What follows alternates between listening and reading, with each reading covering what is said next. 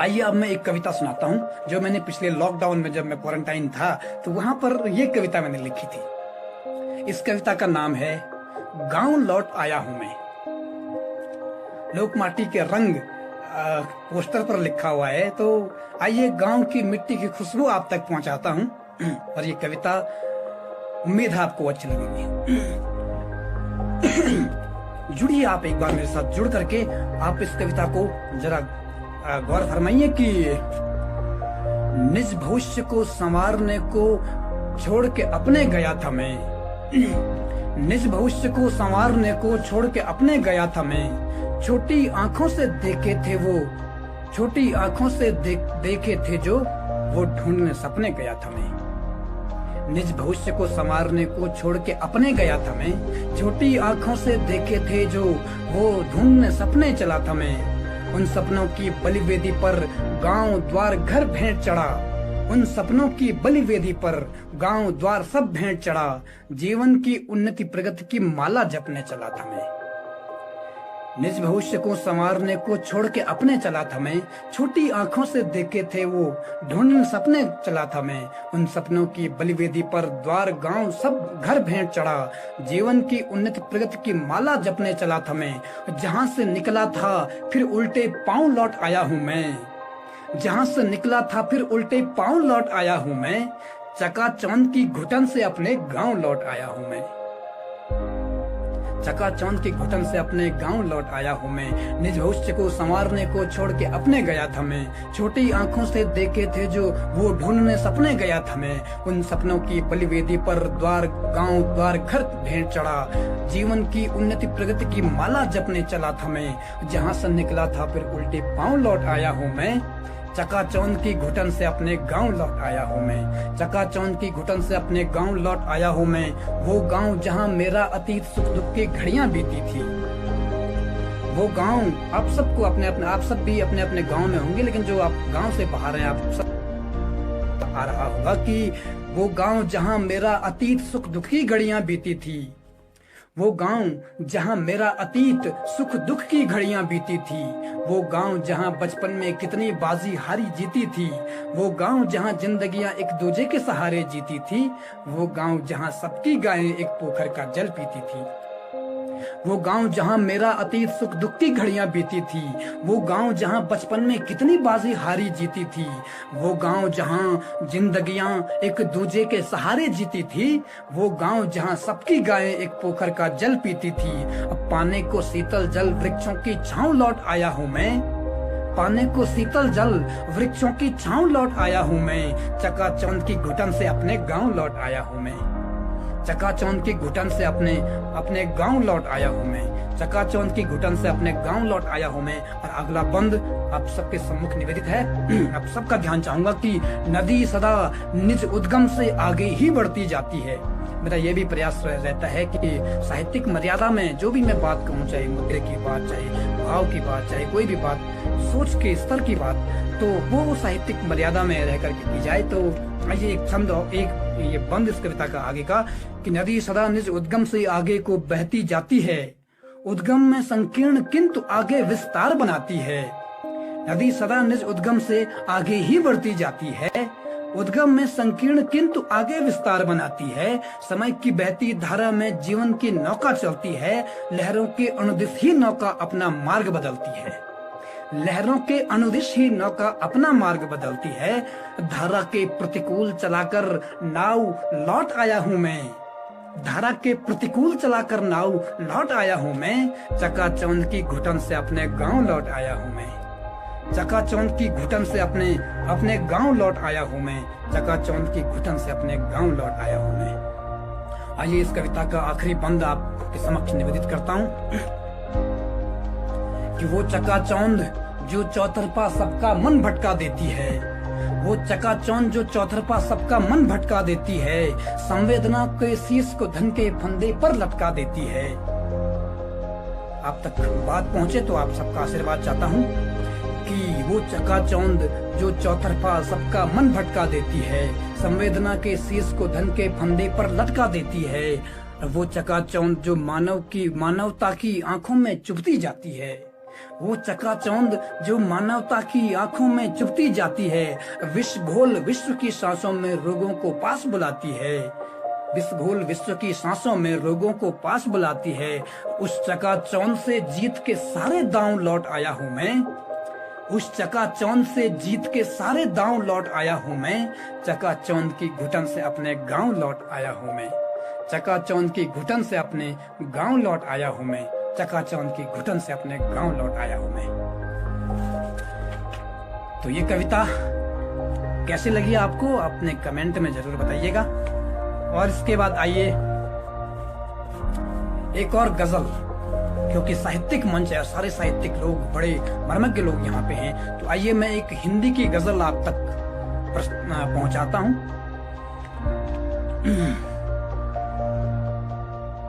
आप सब लोग लगातार जुड़ रहे हैं और जुड़ते जाइए आप लोग। मैं आपको कोशिश करूंगा कि साहित्यिक रचनाएं आप तक पहुंचाऊं। एक शुद्ध हिंदी की गजल मैंने कोशिश की है कि शुद्ध हिंदी में गजल लिखी जाए, तो उसी का नमूना ये गजल मैं आपके सामने जो प्रस्तुत कर रहा हूँ।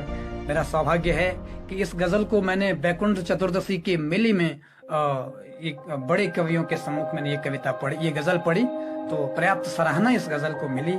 तो उसी गजल को मैं आज आप सबके सम्मुख प्रस्तुत करने जा रहा हूं और मुझे पूरा यकीन है कि आप गजल की तरह इसको सुनेंगे और जैसे गजल सुनी जाती है। आप सब मर्मज्ञ हैं, कुछ कहने की जरूरत नहीं है। आइए गजल शुरू करता हूं। शुद्ध हिंदी की गजल है, उर्दू का इसमें कोई शब्द नहीं मिलेगा आपको, शुद्ध हिंदी के शब्दों में। कोहरा अज्ञानता का मन पर, कोहरा अज्ञानता का मन पर ऐसे छाया है जैसे वन पर, कोहरा अज्ञानता का मन पर, कोहरा अज्ञानता का मन पर ऐसे छाया है जैसे वन पर, और मेघ वो तो क्षणिक अतिथि हैं।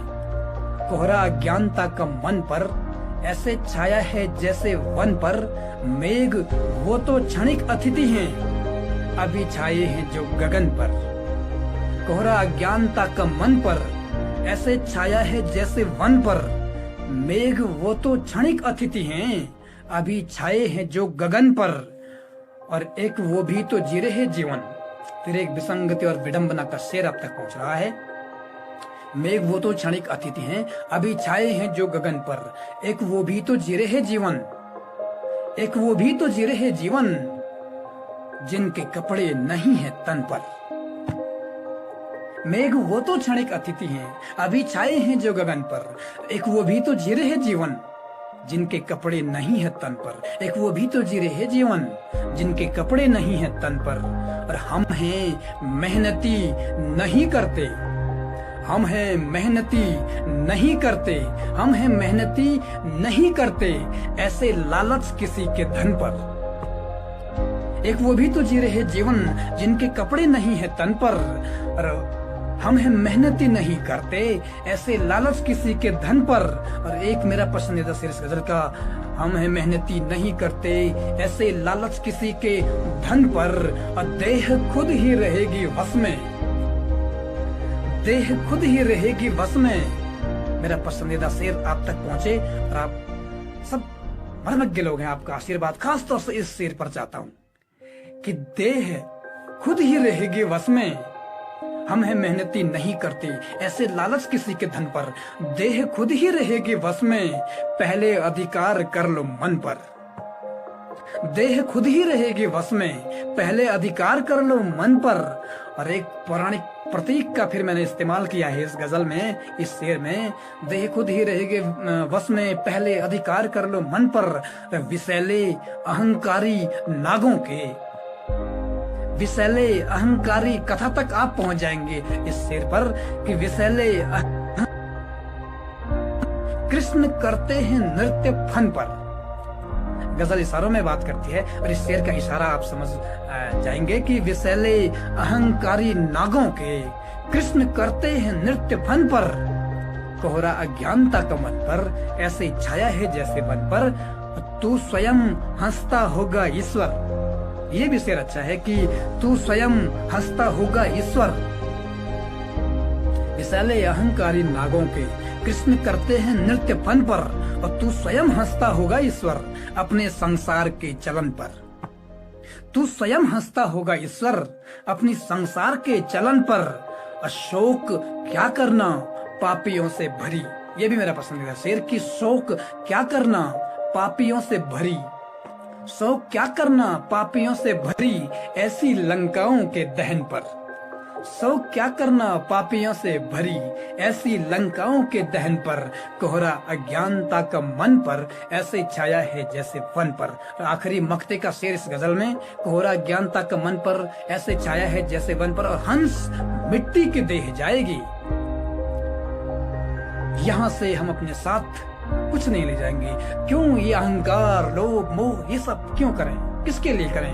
हमारे साथ दमे आखिर कुछ नहीं जाएगा, सिर्फ हमारी देह जाएगी, वो भी कफन पर। उसका ये मक्ते में आखिरी शेर गजल का मक्ते का शेर कि हंस मिट्टी के देह जब तू स्वयं हंसता होगा ईश्वर अपने संसार के चलन पर। शोक क्या करना पापियों से भरी ऐसी लंकाओं के दहन पर।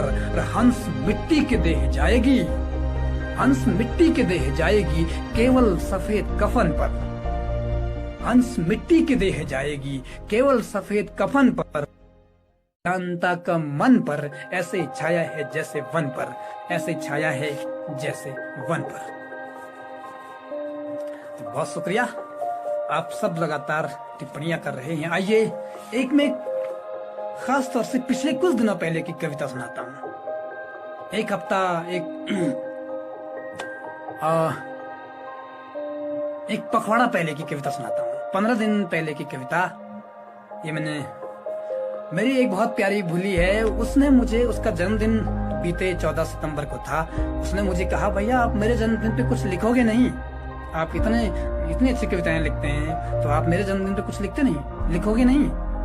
तो उस अपनी प्यारी भूली के लिए मैंने ये कविता लिखी है और आप सब सुधी लोगों के बीच समर्पित कर रहा हूँ इस कविता को। और ये कविता मेरी पसंदीदा कविता है और मैं इसको अपनी प्रतिनिधि रचनाओं में एक सबसे अच्छी रचना मानता हूँ। आप देखिए कि ये कुछ है भी अच्छी रचना कि नहीं, ये सब मैं आपके समक्ष जांच करने के लिए रख रहा हूँ। लेकिन ये कविता मैंने अपनी बहन के लिए समर्पित किया है, तो वो उसके जन्मदिन पर मैंने ये कविता उसको पहुंचाई।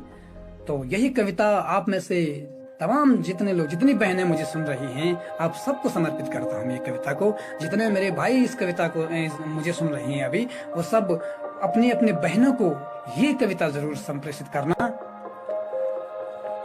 आइए मैं कुछ दिल से अब ये कविता पढ़ने की कोशिश करता हूँ, आप सबसे जुड़ने की कोशिश करता हूँ। कविता का नाम है मुझसे रूठ मत जाना। रूठ मत जाना मेरी बहना, तुम मुझसे रूठ मत जाना। मेरी बहना तुम मुझसे रूठ मत जाना, वरना इस कलाई की ये ताकत छूट जाएगी। मेरी बहना तुम मुझसे रूठ मत जाना, वरना इस कलाई की ये ताकत छूट जाएगी कि जिस पर सिर्फ तूने कल्पना में भी अगर बांधा हो अपने नेह का बंधन। तेरा स्नेह बंधन इस कलाई की कभी शोभा कभी संबल बढ़ाती है। मेरी बहना तुम मुझसे रूठ मत जाना, वरना इस कलाई की ये ताकत छूट जाएगी कि जिस पर सिर्फ तूने कल्पना में भी अगर बांधा हो अपने नेह का बंधन। तेरा स्नेह बंधन इस कलाई की कभी शोभा कभी संबल बढ़ाती है। मेरी चिंता मेरे दुख मेरे ना बताने पर। मेरी बहना तुम मुझसे रूठ मत जाना, वरना इस कलाई की ये ताकत छूट जाएगी कि जिस पर सिर्फ तुमने कल्पना में भी अगर बांधा हो अपने नेह का बंधन। तेरा स्नेह बंधन इस कलाई की कभी शोभा कभी संबल बढ़ाता है। मेरी चिंता मेरे गम मेरे दुख मेरे ना बताने पर। मेरी आवाज की लर्जिश सही पहचानने वाली। मेरी चिंता मेरे दुख मेरे ना बताने पर। मेरी आवाज सुनने वाली, अकारण मुझसे लड़ना रूठ जाना बातों बातों में तेरा हक है ये बिल्कुल मानता हूँ मैं। मेरी चिंता मेरे दुख मेरे ना बताने पर। मेरी आवाज की लर्जिश से ही पहचानने वाली, अकारण मुझसे लड़ना रूठ जाना बातों बातों में तेरा हक है ये बिल्कुल मानता हूँ मैं। तेरा हक है ये बिल्कुल मानता हूँ मैं। मगर इससे कहीं हृदय कली कुमलाने लग जाए तो इस तरह से मुझसे कभी तो रूठ मत जाना। मेरी बहना तुम मुझसे रूठ मत जाना। मेरी चिंता मेरे दुख मेरे ना बताने पर, मेरी चिंता मेरे दुख मेरे ना बताने पर, मेरी आवाज की लर्जिश से ही पहचानने वाली, अकारण मुझसे लड़ना, रूठ जाना बातों बातों में। तेरा हक है ये बिल्कुल मानता हूँ मैं, तेरा हक है ये बिल्कुल मानता हूँ मैं, मगर इससे कहीं हृदय कली कुमलाने लग जाए तो इस तरह से मुझसे कभी तो रूठ मत जाना मेरी बहना, तुम मुझसे रूठ मत जाना मेरी बहना, तुम मुझसे रूठ मत जाना। अब अगला बंद कि मेरी हर कामयाबी के लिए तूने दुआएं की, मेरी हर कामयाबी के लिए तूने दुआएं की, अगर मैं उन दुआओं के असर को आजमाने में कभी खुद से कभी दुनिया से ही लड़ता रहूंगा तो, मेरी हर कामयाबी के लिए तूने दुआएं की, अगर मैं उन दुआओं के असर को आजमाने में कभी खुद से कभी दुनिया से ही उलझा रहूंगा तो, कभी खुद से कभी दुनिया से ही उलझा रहूंगा तो, तेरी बातों तेरी यादों में अक्सर आ नहीं पाया तो इस सदमे में इस रिश्तों की माला से किसी मनके की तरह टूट मत जाना मेरी बहना, तुम मुझसे रूठ मत जाना मेरी बहना, तुम मुझसे रूठ मत जाना मेरी बहना, तुम मुझसे रूठ मत जाना। अगला बंद इस कविता का आप सब बहनों के नाम समर्पित ये कविता की खासतौर से इस बंद पर मैं आप सबका ध्यान चाहूंगा कि कभी हालात के जख्मों से तेरे आंख के मोती, कभी हालात के जख्मों से तेरे आंख के मोती अगर छलकें तो उनको भूमि पर गिरने से पहले ही उठाकर फिर से अपनी हिम्मती पलकों पर रख देना। कभी हालात के जख्मों से तेरे आंख के मोती अगर छलकें तो इनको भूमि पर गिरने से पहले ही उठाकर फिर से अपनी हिम्मती पलकों पर रख देना, उठाकर फिर से अपनी हिम्मती पलकों पर रख देना। अगर फिर भी कभी हालात हावी होने लग जाए, कभी हालात के जख्मों से तेरे आंख के मोती अगर छलकें तो उनको भूमि पर गिरने से पहले ही उठाकर फिर से अपनी हिम्मती पलकों पर रख देना। अगर फिर भी कभी हालात हावी होने लग जाए, अगर फिर भी कभी हालात हावी होने लग जाए तो अपनी नेह की डोरी की ताकत याद कर लेना। अगर फिर भी कभी हालात हावी होने लग जाए तो अपनी नेह की डोरी की ताकत याद कर लेना। यहाँ दुनिया मधुर बातों में विष भी घोल देती है, यहाँ दुनिया मधुर एक दुनिया का सच मैं आपके सामने रख रहा हूँ कि यहाँ दुनिया मधुर बातों में विष भी घोल देती है। अगर मेरे विरुद्ध कोई मधुर बातों का रस देगा तो इसको अपने कानों से कभी तू घूंट मत जाना मेरी बहना, तुम मुझसे रूठ मत जाना मेरी बहना, तुम मुझसे रूठ मत जाना। और अब आप सबके सामने अंतिम बंद इस कविता का निवेदित करता हूँ कि अगर तू रूठ जाएगी तो फिर मैं क्या करूंगा मैं, अगर तू रूठ कर जाएगी तो फिर क्या करूंगा मैं, अगर तू रूठ कर जाएगी तो फिर क्या करूंगा मैं, किस पर अपनी कविताओं का इम्प्रेशन जमाऊंगा, अपनी उम्र का किस पर मैं इतना रौब झाड़ूंगा, मेरी आवाज की लर्जिश यहाँ फिर कौन समझेगा, किसके साथ दर्शन कर सकूंगा बातों बातों में, किसके साथ दर्शन कर सकूंगा बातों बातों में। कलाई को सजाने के तो अवसर और भी होंगे। अंतिम बंद की अगर तू रूठ कर जाएगी तो फिर क्या करूंगा मैं, किस पर अपनी कविताओं का इम्प्रेशन जमाऊंगा, अपनी उम्र का किस पर मैं इतना रौब झाड़ूंगा, मेरी आवाज की लर्जिश यहाँ फिर कौन समझेगा, किसके साथ दर्शन कर सकूंगा बातों बातों में। कलाई को सजाने के तो अवसर और भी होंगे, मगर उन अवसरों पर नेह संबल कौन बांधेगा, मगर उन अवसरों पर नेह संबल कौन बांधेगा। इसके क्षण में भले शामिल न हो पाऊं मगर महसूस करना मुझको अपनी वेदनाओं में, तेरे उल्लास के क्षण में भले शामिल न हो पाऊं मगर महसूस करना मुझको अपनी वेदनाओं में। और आखिरी पंक्तियां कविता की कि बुलंदी पर पहुंचने के लिए तुझको, अपनी बहन के लिए और आप सब बहनों के नाम समर्पित, कि बुलंदी पर पहुंचने के लिए तुझको बहुत सी तंग गलियों से गुजरना है, उन्हीं गलियों में दुनिया की मचलती भीड़ भी होगी। बुलंदी पर पहुंचने के लिए तुझको बहुत सी तंग गलियों से गुजरना है, इन्हीं गलियों में दुनिया की मचलती भीड़ भी होगी, कहीं तो भीड़ में दुनिया के पीछे छूट मत जाना मेरी बहना, तुम मुझसे रूठ मत जाना, कहीं तो भीड़ में दुनिया के पीछे छूट मत जाना मेरी बहना, तुम मुझसे रूठ मत जाना मेरी बहना, तुम मुझसे रूठ मत जाना। तो ये कविता भी मैंने आपके सम्मुख प्रस्तुत की।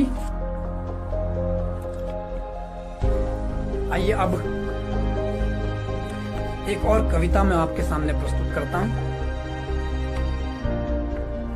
ये कविता समाज की ओर संकेत करती है, समाज का दर्द आपके सामने रखेगी, समाज की विडंबना, समाज की विसंगति आपके सामने रखेगी। ये कविता मैंने श्रीनगर में लिखी थी।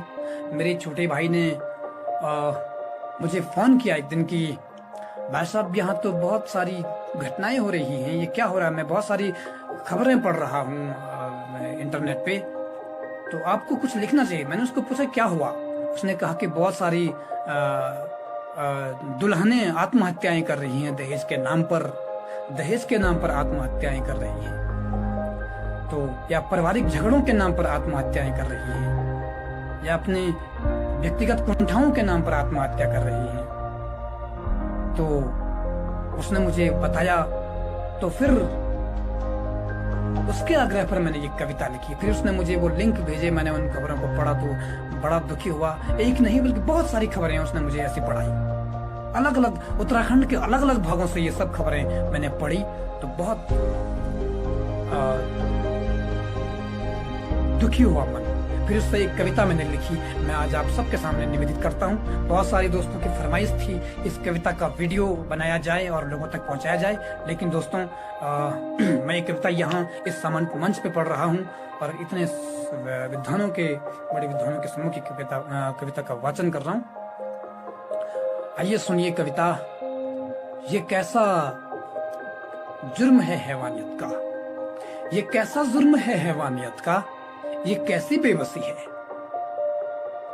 ये कैसा जुर्म है हैवानियत का, ये कैसी बेबसी है कि जिसकी भेंट चढ़ती है न जाने कितनी सरिताएं। इसमें कुछ नाम आएंगे, वो वही नाम हैं जिन महिलाओं ने, जिन कन्याओं ने, जिन नवविवाहित नवयौवनाओं ने जो है अपनी आत्महत्या की, अपनी जान दी अपनी,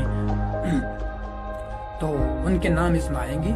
ये कैसा जुर्म है हैवानियत का, ये कैसी बेबसी है कि जिसकी भेंट चढ़ती है न जाने कितनी सरिताएं, न जाने कितनी कुसुमें और न जाने कितनी ही सुमने। दहेज की रस्सियां प्रताड़नाओं के दुपट्टे जब इनके गर्दनों को ऐंठते होंगी, दहेज की रस्सियां प्रताड़नाओं के दुपट्टे जब इनके गर्दनों को ऐंठते होंगे, जब इनके गर्दनों को ऐंठते होंगे तब इनकी टूटती सांसें। ये कैसा जुर्म है हैवानियत का, ये कैसी बेबसी है कि जिसकी भेंट चढ़ती है न जाने कितनी सरिताएं, न जाने कितनी सुमने और न जाने कितनी ही कुसुमें। दहेज की रस्सियां प्रताड़नाओं के दुपट्टे जब इनके गर्दनों को ऐंठते होंगे तब इनकी टूटती सांसें यही बस सोचती होंगी, ये कैसा जुर्म है हैवानियत का, ये कैसी बेबसी है। तब इनकी टूटती सांसें यही बस सोचती होंगी, ये कैसा जुर्म है हैवानियत का, ये कैसी बेबसी है। अभी क्या जिंदगी जी थी इन्होंने कि जिनको कर दिया मजबूर इतना, अभी क्या जिंदगी जी थी इन्होंने कि जिनको कर दिया मजबूर इतना, कि गृहस्थी के इस पहले कदम पर ही अपने ही हाथों से दम घोंट कर अपना इन्होंने जिंदगी को मार दी ठुकर। अभी क्या जिंदगी जी थी इन्होंने कि जिनको कर दिया मजबूर इतना, कि गृहस्थी के इस पहले कदम पर ही अपने ही हाथों से दम घोंट कर अपना इन्होंने जिंदगी को मार दी ठोकर। जाने कितनी परमिलाओं वंदनाओं को घेरती होगी व्यवस्था नन्हे दुधमुहों को छोड़ जाने की। जाने कितनी परमिलाओं वंदनाओं को घेरती होगी व्यवस्था नन्हे दुधमुहों को छोड़ जाने की। ये सब बेचैन रूहें यही हम सबसे कहती हैं कि जब हैवानियत और बेबसी के क्रूर फंदे हमारी गर्दनों में पड़ रहे थे। ये सब बेचैन रूहें यही हम सबसे कहती हैं कि जब हैवानियत और बेबसी के क्रूर फंदे हमारी गर्दनों में पड़ रहे थे। न कुछ हमसे हुआ तब, न तुमसे हो रहा कुछ, ये कैसा जुर्म है हैवानियत का, ये कैसी बेबसी है। ये सब बेचैन रूहें यही हम सबसे कहते हैं कि जब हैवानियत और बेबसी के क्रूर फंदे हमारी गर्दनों में पड़ रहे थे। न कुछ हमसे हुआ तब, न तुमसे हो रहा कुछ, ये कैसा जुर्म है हैवानियत का, ये कैसी बेबसी है, ये कैसी बेबसी है। और आखिरी पंक्ति कविता का कि ये जो हैवानियत है, ये जो हैवानियत है कहीं इंसान के अंदर ही रहती है। ये जो हैवानियत है कहीं इंसान के अंदर ही रहती है। कोई उत्कट लोभ बनकर या बनकर धन का लालच, या कोई स्वार्थ दावानल, या कोई अभाव जनित ईर्ष्या जो करती है विवश नवब्याहताओं को रस्सी से लटक कर झूलने पर, किसी शिक्षक को भी निज स्त्री का खून करने पर, और बावजूद इसके किसी से कुछ नहीं होता। ये कैसा जुर्म है हैवानियत का, ये कैसी बेबसी है। ये जो हैवानियत है कहीं इंसान के अंदर ही रहती है। कोई उत्कट लोभ बनकर या बनकर धन का लालच, या कोई स्वार्थ दावानल, या कोई अभावजनित ईर्ष्या जो करती है विवश नवब्याहताओं को रस्सी से लटक कर झूलने पर, किसी शिक्षक को भी निज स्त्री का खून करने पर, और बावजूद इसके किसी से कुछ नहीं होता। ये कैसा जुर्म है हैवानियत का, ये कैसी बेबसी है। ये कैसा जुर्म है हैवानियत का, ये कैसी बेबसी है। ये कैसा जुर्म है हैवानियत का, ये कैसी बेबसी है। बहुत बहुत शुक्रिया। तो ये कविता मैंने आपको आप तक पहुंचाई, जो कि बहुत एक तरह से जरूरी कविता थी। ये जरूरी संदेश जो समाज की स्थिति थी। कवि साहित्य समाज का दर्पण होता है, और कवि समाज का सजग प्रहरी होता है।